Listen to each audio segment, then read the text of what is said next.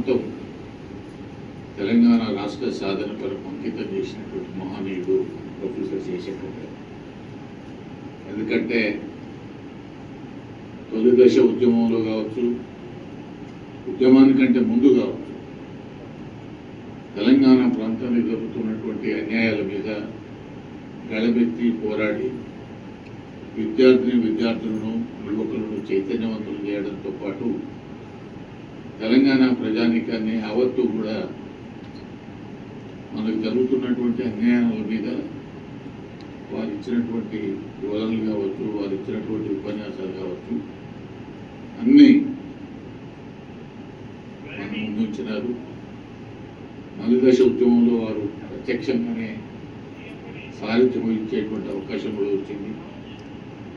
కానీ తెలంగాణ రాష్ట్ర అవతరణ వరకు వారు జీవించి ఉంటే చాలా సంతోషపడేవారు.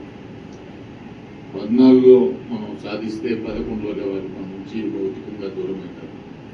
అయినప్పటికీ